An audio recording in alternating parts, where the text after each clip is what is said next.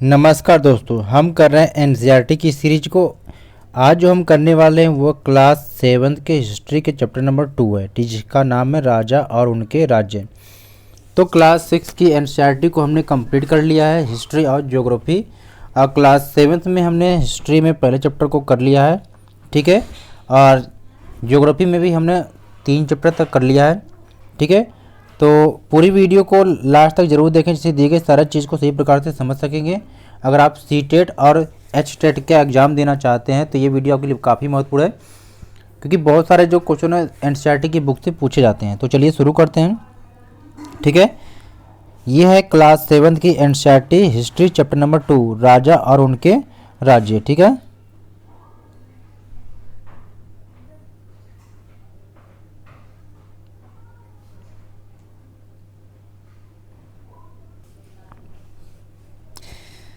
सातवीं शताब्दी के बाद कई राजवंशों का उदय हुआ। मानचित्र 1 में उपमहाद्वीप के विभिन्न हिस्सों में 7वीं से 12वीं शताब्दी के बीच शासन करने वाले प्रमुख राजवंशों को दिखलाया गया है, ठीक है।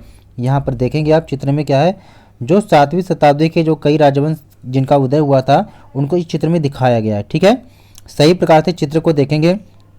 इसमें आपको क्या क्या देखना है, गुर्जर प्रतिहार, ठीक है। ये गुर्जर प्रतिहार हो गया, राष्ट्रकूट, पाल, चोल और चाहमान यानी कि चौहान, ठीक है। इनको आप देखेंगे, ठीक है। ये गुर्ज राष्ट्रकूट आपका हो गया, ठीक है।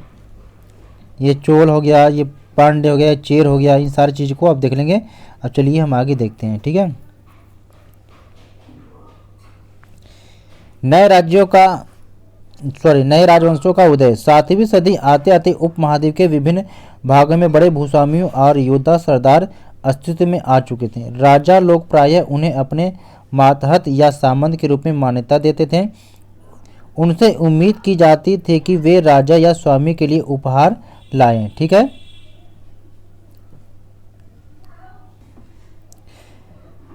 उनके दरबार में हाजिरी लगाएं और उन्हें सैन्य सहायता प्रदान करें। अधिक सत्ता और संपदा हासिल करने पर सामंत क्या अपने आप को महासामंत या महामंडलेश्वर यानी कि पूरे मंडल का महान स्वामी, ठीक है। तो कभी महामंडलेश्वर का आपका अर्थ भी पूछा जा सकता है, इत्यादि घोषित कर देते थे। कभी कभी वे अपने स्वामी के आधिपत्य से स्वतंत्र हो जाने का दावा भी करते थे, ठीक है। इस तरह का एक उदाहरण दक्कन में राष्ट्रकूटों का था।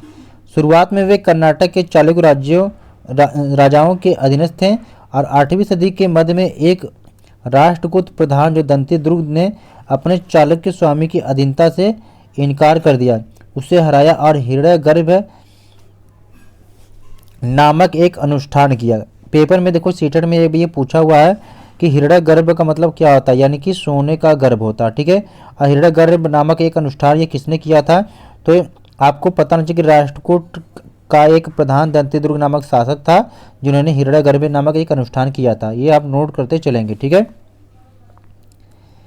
अच्छा, जब यह अनुष्ठान ब्राह्मणों की सहायता से संपन्न किया जाता था तो यह माना जाता था कि इससे याजक यजन्मा क्षत्रिय न होते हुए भी क्षत्रिय के रूप में दोबारा क्षत्रित्व प्राप्त कर लेगा, ठीक है। कुछ अन्य उदाहरणों में उद्यमी परिवारों के पुरुषों ने अपनी राजशाही कायम करने के लिए सैन्य कौशल का इस्तेमाल किया। मिसाल के तौर पर कदम मयूर शर्मण और गुर्जर प्रतिहार हरिश्चंद्र ब्राह्मण थे, जिन्होंने अपने परंपरागत पेशे को छोड़कर शस्त्र को अपना लिया और क्रमशः कर्नाटक और राजस्थान में अपने राज्य सफलतापूर्वक स्थापित किया, ठीक है। यह जो चित्र आप ऊपर देख रहे होंगे, ये चित्र कहाँ का है, एलोरा की गुफा 15 का भित्ति चित्र है, जिसमें विष्णु को नरसिंह अर्थात पुरुष सिंह के रूप में दिखलाया गया है। यह राष्ट्रकूट काल की एक कृति है, ठीक है। चलिए आगे देखते हैं।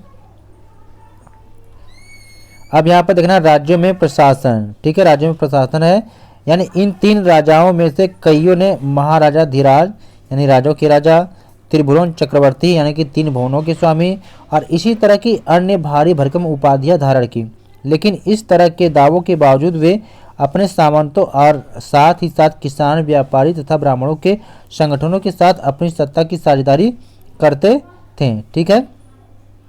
चलिए आगे देखते हैं। इन सभी राज्यों में उत्पादकों अर्थात किसानों, पशुपालकों, कारीगरों से संसाधन इकट्ठे किए जाते थे। इनको अक्सर अपने उत्पादों का एक हिस्सा त्यागने के लिए मनाया या बाध्य किया जाता था। कभी कभी इस हिस्से को लगान मानकर वसूला जाता था, क्योंकि प्राप्त करने वाला भूस्वामी होने का दावा करता था।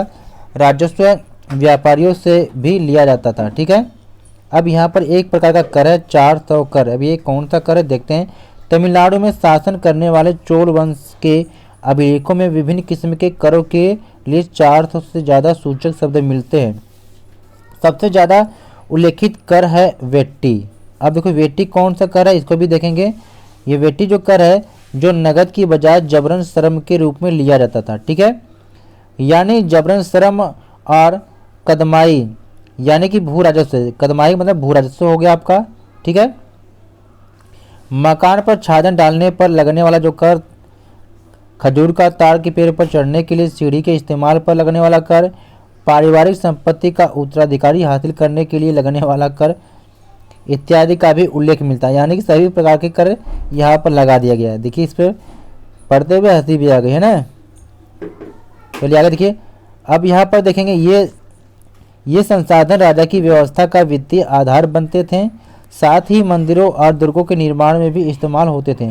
संसाधन उन युद्धों को लड़ने में भी इस्तेमाल होते थे जिनसे लूट की शक्ल में धन मिलने की तथा जमीन और व्यापारिक मार्गों के प्रयोग की संभावनाएं बनती थी। राजस्व वसूली के लिए पदाधिकारियों की नियुक्ति सामान्यतः प्रभावशाली परिवारों के बीच से ही की जाती थी और प्रायः वंशानुगत होती थी। सेना में भी ऐसा ही होता था। कई बार राजा के निकट संबंधी ही इन ओहदों पर होते थे। ठीक है, आज भी वर्तमान में आप देखेंगे तो ऐसा ही हो रहा है। ठीक है, प्रशस्तियां और भूमि अनुदान। प्रशस्तियों में ऐसे ब्यौरे होते हैं जो शब्दशः सत्य नहीं भी हो सकते, लेकिन ये प्रशस्तियां हमें बताती हैं कि शासक खुद को कैसा दर्शाना चाहते थे। मिसाल के लिए शूरवीर, विजयी योद्धा के रूप में। ठीक है, ये विद्वान ब्राह्मणों द्वारा रची गई थी, जो अक्सर क्या प्रशासन में मदद करते थे। ठीक है, अब आगे देखिए। यहाँ पर दिया है कि नागभट्ट की उपलब्धियाँ, इसको पढ़ेंगे। कई शासकों ने प्रशस्तियों में अपनी उपलब्धियों का बखान किया है। आपने पिछले साल गुप्त शासक समुद्रगुप्त की प्रशस्ति के बारे में पढ़ा है। संस्कृत में लिखी गई ग्वालियर यानी कि मध्य प्रदेश में पाई गई एक प्रशस्ति में प्रतिहार नरेश नागभट्ट के कामों का वर्णन है। यानी आपसे अगर पूछा जाएगा कि ग्वालियर में किस शासक की संस्कृत में प्रशस्ति मिली है, तो नागभट्ट हो गया। प्रतिहार नरेश हैं, या ध्यान रखना आप। ठीक है, आपसे ही पूछेगा संस्कृत में किसकी मिली है, ग्वालियर में प्रतिहार नरेश नागभट्ट के। ठीक है, आंध्र सैंधव विदर्भ महाराष्ट्र का एक हिस्सा और कलिंग उड़ीसा का एक हिस्सा के राजा उनके आगे तभी धराशायी हो गए थे जब वे राजकुमार थे। उन्होंने कन्नौज के शासक चक्रयुद्ध को विजित किया। आगे देखिए। उन्होंने वंग यानी बंगाल का हिस्सा, अनर्थ गुजरात का हिस्सा, मालवा मध्य प्रदेश का हिस्सा, किरात वनवासी, तुर्क वत्स मत्स्य दोनों उत्तर भारत के राजाओं को पराजित किया। ठीक है, ये देखिए। राजा लोग प्रायः ब्राह्मणों को भूमि अनुदान से पुरस्कृत करते थे। ये ताम्र पत्रों पर अभिलिखित होते थे जो भूमि पाने वाले को दिया जाता था। ठीक है, ये देखिए ताम्रपत्र है, इसको आप देखेंगे। यह थोड़ा संस्कृत और थोड़ा तमिल में लिखा हुआ ताम्रपत्रों का एक संग्रह है, जिसमें 9वीं सदी में एक शासक के द्वारा दिए गए भूमि अनुदान का उल्लेख है। जिन कड़ियों से ये पत्र जुड़े हैं उन पर राजसी मुहर लगी है, आप देख रहे होंगे यहाँ पर। ठीक है ना, ये मुहर आपकी है। ठीक है, लगी हुई है, जो यह बतलाने के लिए है कि यह एक प्रमाणिक दस्तावेज है। ठीक है, अब यहाँ पर देखेंगे भूमि के साथ क्या क्या दिया जाता था। यह चोलों के द्वारा दिए गए एक भूमि अनुदान के तमिल भाग का एक अंश है। हमने मिट्टी के मेड़ बनाकर साथ ही कांटेदार झाड़ियाँ लगाकर भूमि की सीमाओं को चिन्हित कर दिया है। इस भूमि पर ये चीज़ें हैं: फलदार वृक्ष, पानी, भूमि, बगीचे और फलोद्यान, पेड़, कुएं, खुली जगह, चरागाह, एक गांव, बोबी, चबूतरे, नहरें, खाइयाँ, नदियाँ, दलदली जमीन, हौज, अन्नागार, मछलियों के तालाब, मधुमक्खियों के छत्ते और गहरी झीलें। ठीक है, ये सारी चीज़ें यहाँ पर हैं। जिसे यह भूमि मिलती है वह इससे कर वसूली कर सकता है। वह न्यायाधीशों द्वारा जुर्माने के तौर पर लगाए गए कर वसूल सकता है। पान के पत्तों पर लगने वाला कर, बुने हुए कपड़ों पर लगने वाला कर, साथ ही साथ वाहनों पर लगने वाला कर वसूल सकता है। वह पक्की ईंटों के बने ऊपरी माले पर बड़े कमरे बनवा सकता है। बड़े और छोटे कुएं खुदवा सकता है। पेड़ और कांटेदार झाड़ियाँ लगवा सकता है। जरूरी हो तो सिंचाई के लिए नहर बनवा सकता है। उसे यह सुनिश्चित करना चाहिए कि पानी बर्बाद न हो और तटबंधों का निर्माण हो। आगे देखिए, लेख में सिंचाई के जितने संभव स्रोत का उल्लेख है उनकी सूची यहाँ पर बनाना है। आगे देखिए, 12वीं शताब्दी में एक बृहद संस्कृत काव्य भी रचा गया जिसमें कश्मीर पर शासन करने वाले राजाओं का इतिहास दर्ज है। इसे कल्हड़ नामक एक रचनाकार द्वारा रचा गया। ठीक है, कल्हड़ ने अपने वृत्तांत लिखने के लिए शिलालेखों, दस्तावेजों, प्रत्यक्षदर्शियों के वर्णनों और पहले के इतिहासों समेत अनेक तरह के स्रोतों का इस्तेमाल किया। प्रशस्तियों के लेखकों से भिन्न वह अक्सर शासकों और उनकी नीतियों के बारे में आलोचनात्मक रुख दिखलाता है, इसलिए 12वीं सदी के लिए यह असाधारण ग्रंथ था।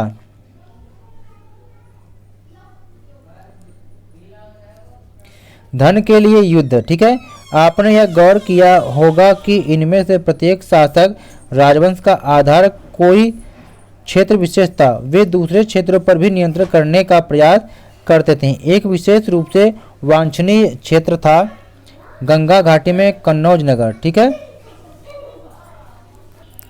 गुर्जर, प्रतिहार, राष्ट्रकूट और पाल वंशों के शासक सदियों तक कन्नौज के ऊपर नियंत्रण को लेकर आपस में लड़ते रहे। देखिए, ये भी क्वेश्चन सीटेट में आया हुआ। ठीक है, कि वह कौन से 3 राजा थे जो कन्नौज को लेकर आपस में लड़ते रहे। तो ये आपको याद होना चाहिए। ठीक है, आपको पता होना चाहिए कि कौन कौन से गुर्जर, प्रतिहार, राष्ट्रकूट और पाल, ये तीनों क्या है, कन्नौज पे अपना नियंत्रण बनाने के लिए आपस में लड़ते रहे। क्योंकि यह युद्ध काफ़ी लंबा चला था। ठीक है, इसमें 3 पक्ष भी लोग शामिल थे, इसलिए इतिहासकार ने इस युद्ध को क्या है, त्रिपक्षीय संघर्ष का नाम दिया। कभी पेपर में पूछा त्रिपक्षीय संघर्ष में कौन कौन शामिल थे, यानी 3 का नाम दे देगा, एक का नाम ऐसा दे देगा जो नहीं होगा, आपसे वही पूछेगा कौन इसमें से नहीं थे। ठीक है, तो इनको आपको ध्यान रखना है। चलिए आगे देखिए, शासकों ने बड़े मंदिरों का निर्माण करवा कर भी अपनी सत्ता और संसाधनों का प्रदर्शन करने का प्रयास किया। इसलिए जब वे एक दूसरे के राज्यों पर आक्रमण करते थे तो मंदिरों को भी अपना निशाना बनाते थे, जो कभी कभी बहुत अधिक संपन्न होते थे। चलिए आगे देखिए, अफगानिस्तान के गजनी का महमूद ऐसा ही एक शासक था। उसने धार्मिक पूर्वाग्रह से प्रेरित हो उपमहाद्वीप पर 17 बार आक्रमण किया था, यानी कि 1000 से लेकर 1025 बार गजनी ने आक्रमण किया था भारत पर। उनका निशाना थे संपन्न मंदिर। अब वो संपन्न मंदिरों को लूटता था, उसके खजाना को, जिनमें गुजरात का सोमनाथ का मंदिर बहुत फेमस था। महमूद जो धन उठा ले गया उसका बहुत बड़ा हिस्सा गजनी में एक वैभवशाली राजधानी के निर्माण में खर्च हुआ। ठीक है, आगे देखिए, युद्ध करने वाले दूसरे राजाओं में चाहमान भी थे, यानी कि चौहान। वे दिल्ली और अजमेर के आसपास के क्षेत्र पर भी शासन करते थे। उन्होंने पश्चिम और पूर्व की ओर अपने नियंत्रण क्षेत्र का विस्तार करना चाहा, जहां उन्हें गुजरात के चालुक्यों और पश्चिमी उत्तर प्रदेश के गढ़वालों से टक्कर लेनी पड़ी। चाहमान शासक पृथ्वीराज तृतीय, ठीक है, 1168 से 1192 तक थे, जिसने सुल्तान मोहम्मद गोरी नामक अफगान शासक को 1191 में हराया, लेकिन दूसरे ही साल 1192 में वो खुद हार गए। ठीक है, जिसको तराइन का युद्ध बोलते हैं। ठीक है, आगे देखिए, चोल राज्य नज़दीक से एक नज़र, उरैयूर से तंजावुर तक, यानी कि चोल वंश सत्ता में कैसे आया। कावेरी डेल्टा में मुटियार नाम से प्रसिद्ध एक छोटे से मुखिया परिवार की सत्ता थी। वे कांचीपुरम के पल्लव राजाओं के मातहत थे। उरैयार के चोलवंशीय प्राचीन मुखिया परिवार के विजयालय ने 9वीं सदी के मध्य में मुटियारों को हराकर इस डेल्टा पर कब्जा जमाया। उसने वहां तंजावुर शहर और निशंभ सूदनी देवी का मंदिर बनवाया। ठीक है, ये भी आपको पता होना चाहिए। ठीक है, आगे देखिए, इस चित्र में आप देख लेंगे। ठीक है, चलिए आगे देखिए कि यहाँ पर तंजावुर कहाँ पर है, यहाँ पर देखेंगे सारे ये है। आगे देखिए, विजयालय के उत्तराधिकारियों ने पड़ोसी इलाकों को जीता और उसका राज्य अपने क्षेत्रफल तथा शक्ति दोनों रूपों में बढ़ता गया। दक्षिण और उत्तर के पांड्यन और पल्लव के इलाके इस राज्य का हिस्सा बना लिए गए। राजराज प्रथम, जो सबसे शक्तिशाली चोल शासक माना जाता है, 985 में राजा बना और उसी ने इनमें से ज़्यादातर क्षेत्रों पर अपने नियंत्रण का विस्तार किया। उसने साम्राज्य के प्रशासन का भी पुनर्गठन किया।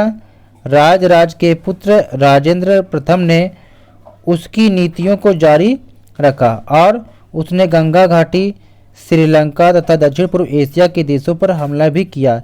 इन अभियानों के लिए उसने एक जल सेना भी बनाई।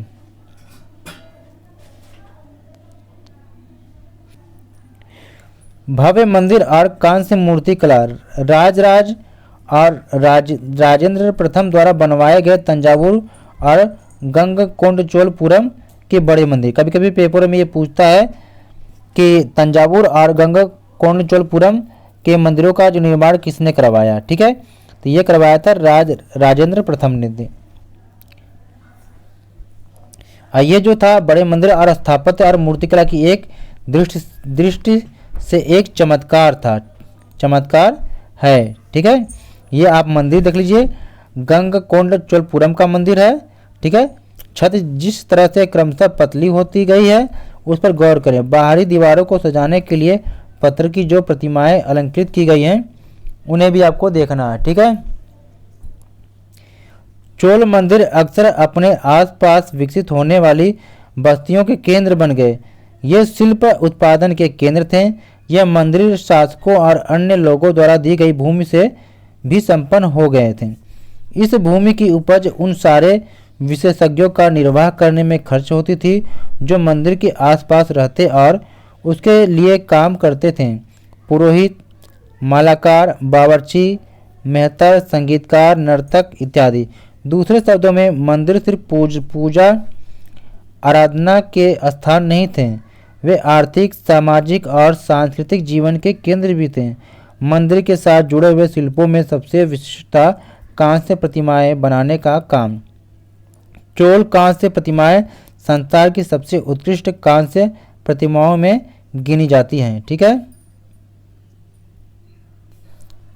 ज़्यादातर प्रतिमाएं तो देवी देवताओं की ही होती थीं, लेकिन कुछ प्रतिमाएं भक्तों की भी बनाई गई थी। अब आगे देखते हैं कृषि और सिंचाई। ठीक है, चोलों की कई उपलब्धियां कृषि में हुए नए विकासों के माध्यम से संभव हुई। मानचित्र 2 को देखना है। ठीक है,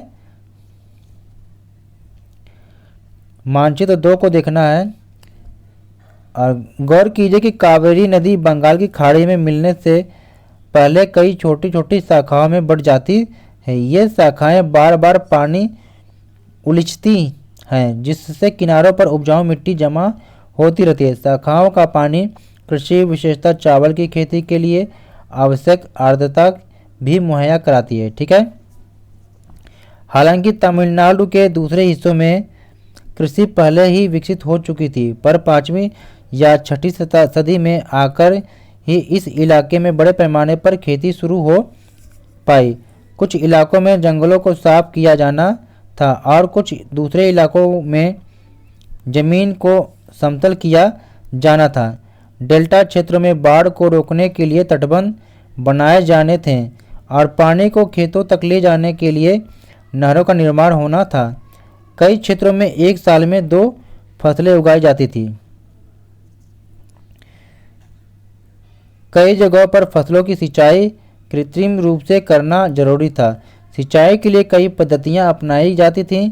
कुछ इलाकों में कुएं खोदे गए, कुछ अन्य जगहों में बारिश के पानी को इकट्ठा करने के लिए विशाल सरोवर बनाए गए। ये देख लीजिए, ठीक है, बनाए गए, ठीक है। स्मरण रहे कि सिंचाई के काम में योजना की जरूरत होती है, जैसे श्रम और संसाधनों की व्यवस्थित करना, इन कामों की देखरेख करना और यह तय करना कि पानी का बंटवारा कैसे किया जाए। ज़्यादातर नए शासकों साथ साथ गाँव में रहने वाले लोगों ने इन गतिविधियों में सक्रिय रूप से दिलचस्पी दिखलाई।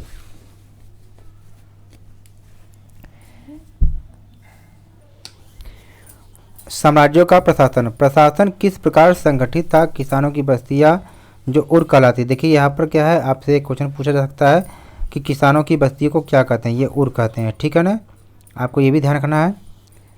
सिंचित क्षेत्र के साथ बहुत समृद्ध हो सिंचित क्षेत्र खेती के साथ बहुत समृद्ध हो गई थी। इस तरह के गाँवों के समूह को क्या है, नाडु कहते हैं। देखो गाँव के समूह को क्या कहते हैं, नाडु कहते हैं, ये भी आपको पता होना चाहिए। ग्राम परिषद और नाडु न्याय करने और कर वसूलने जैसे कई प्रशासकीय कार्य करते थे।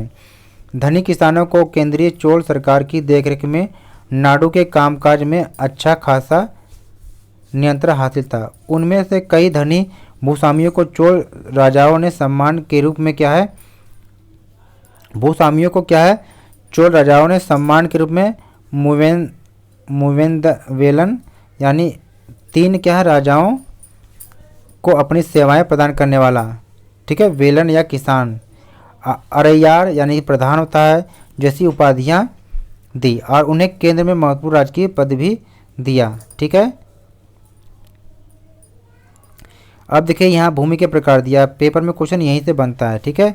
भूमि के प्रकार यानी कि चोल अभिलेखों में भूमि के विभिन्न कोटियों का उल्लेख दिया गया। अब यहाँ पर क्या है, वेलन वगाई। अब ये कौन सी भूमि थी, अब यह था गैर ब्राह्मण किसान स्वामी की भूमि, ठीक है। ब्रह्मदेव मतलब क्या हो गया, ब्राह्मणों को उपहार में दी गई भूमि हो गया। साला भोग किसी विद्यालय के रख रखाव के लिए भूमि हो गई, ठीक है। अब यहाँ पर आगे क्या दे रखा है, देवदान तिरुनमट्टकन्नी। अब ये क्या है, मंदिर को उपहार में दी गई भूमि। अब क्या है, पल्ली चंदम, ये जैन संस्थानों को दी गई भूमि है, ठीक है ना। तो ये सारे आप पढ़ लेंगे क्योंकि पेपरों में क्वेश्चन यहीं से पूछा जाएगा। अब आगे देखिए, हमने देखा कि ब्राह्मणों को समय समय पर भूमि अनुदान या ब्रह्मदेय प्राप्त हुआ। परिणामस्वरूप कावेरी घाटी और दक्षिण भारत के दूसरे हिस्सों में ढेरों ब्राह्मण बस्तियां अस्तित्व में आई। प्रत्येक ब्रह्मदेय की देखरेख प्रमुख ब्राह्मण भूस्वामियों की एक सभा द्वारा की जाती थी। ये सभाएं बहुत कुशलतापूर्वक काम करती थीं। इनके निर्णय शिलालेखों में प्रायः मंदिरों की पत्थर की दीवारों पर ब्यौरेवार दर्ज किए जाते थे, ठीक है। आगे देखिए, नगरम के नाम से ज्ञात व्यापारियों के संघ यानी कि व्यापारियों के संघ का नाम क्या था, नगरम था, ठीक है। अक्सर शहरों में प्रशासनिक कार्य संपादित करते थे। जो छोटे छोटे फैक्ट है इसको बस देखते रहिए आप। तमिलनाडु के चिंगलपूट जिले के उत्तर मेरूर से प्राप्त अभिलेखों में इस बात का सविस्तार वर्णन है। तो दोस्तों इस तरह से वीडियो को देखने के लिए वीडियो को लाइक ज़रूर कर दीजिएगा और चैनल को सब्सक्राइब जरूर कर लीजिएगा। अगर आप चाहते हैं तो आपको नोट्स या क्वेश्चन की प्रैक्टिस करवाया जाए तो टेलीग्राम ग्रुप हमारे ज्वाइन कर सकते हैं, ठीक है, वहाँ पर नोट्स भी मिल जाएगा आपको। ब्राह्मणों की सभा का संगठन कैसा था। सिंचाई के कामकाज, बाग बगीचों, मंदिरों इत्यादि की देखरेख के लिए सभा में विभिन्न समितियां होती थीं। इनमें सदस्यता के लिए जो लोग योग्य होते थे उनके नाम तालपत्र के छोटे टिकटों पर लिखे जाते थे और मिट्टी के बर्तन में रख दिए जाते थे और किसी छोटे लड़के को हर समिति के लिए एक के बाद एक टिकट निकालने के लिए कहा जाता था। अब यहाँ पर क्या, अभिलेख और लिखित सामग्री। उत्तर मेरूर अभिलेख के अनुसार सभा की सदस्यता के लिए इच्छुक लोगों को ऐसी भूमि का स्वामी होना चाहिए जहाँ से भू राजस्व वसूला जा सका। उसके पास अपना घर होना चाहिए। उसकी उम्र 35 से 70 होनी चाहिए। इन सारी चीज़ों को पढ़ लेंगे, ठीक है ना। अब यहाँ पर थोड़ा सा देखेंगे नीचे,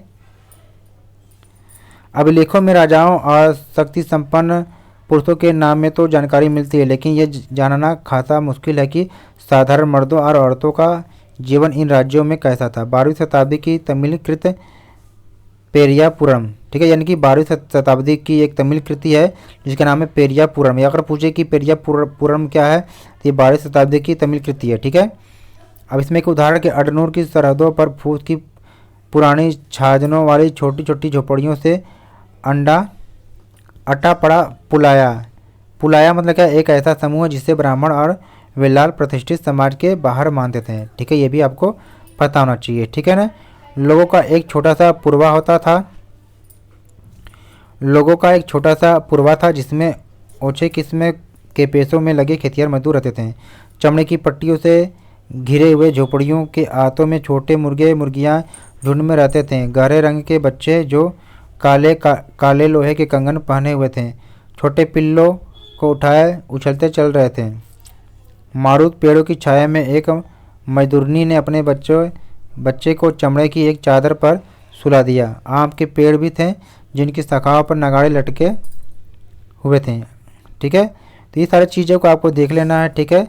यहाँ पर लाल कलगी वाले मुर्गे ने पाँव फटने से पहले तगड़े पुलाया, यानी कि पुलाया का बहुवचन है, ठीक है। तो ये आप पढ़ लेंगे, ठीक है। इस तरह से ये चैप्टर आपका कंप्लीट हो जाता है। तो प्लीज़ वीडियो को लाइक शेयर और इसी तरह की वीडियो को देखने के लिए चैनल को सब्सक्राइब कर लेंगे और कमेंट करके ज़रूर बताएं कि आपको ये वीडियो कैसी लगी, ठीक है। Thanks for watching.